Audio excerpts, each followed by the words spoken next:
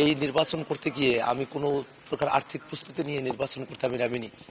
অথচ আমার bank account বিকাশ এবং নগদে সারা বাংলাদেশের মানুষেরা প্রায় ২৭ লক্ষ টাকার মতো আমাকে অনুদান তারা দিয়েছেন।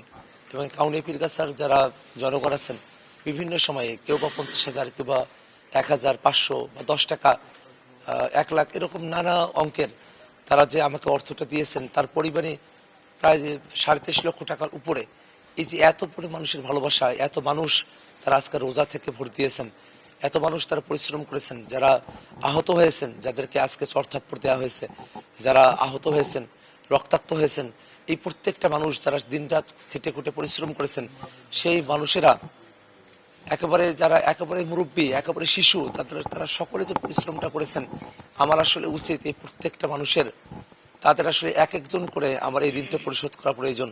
এটাই আমার কর্তব্য হওয়া উচিত। কিন্তু আসলে একজন একজন করে এত মানুষের ঋণ আমি শোধ করতে পারবো কিনা আমি জানি না।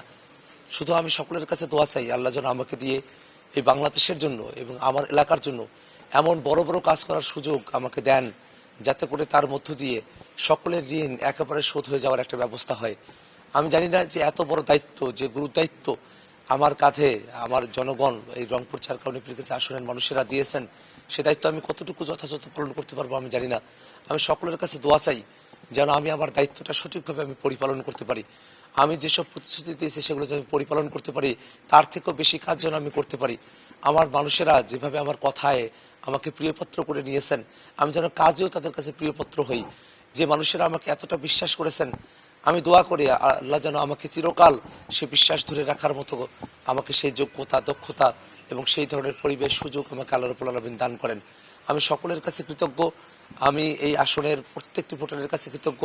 এবং আমরা নতুন একটা কাউনিয়া পীরগাছা আমরা করতে চাই, নতুন একটা বাংলাদেশ আমরা করতে চাই। বিশেষত এই রংপুর ৪-এর পাশাপাশি রংপুরের যে ৬টি আসন, সেখানে ৫টি আসনে দাঁড়িপাল্লা এবং ১টি আসনে শাপলাকলি, অর্থাৎ ১১ দলীয় জোটের একটা বিজয়, এই আবু সাঈদের ভূমিতে, শহীদের ভূমিতে এই যে বিজয়, সেই বিজয়টা আমাদেরকে একটা নতুনের বার্তা দেয়।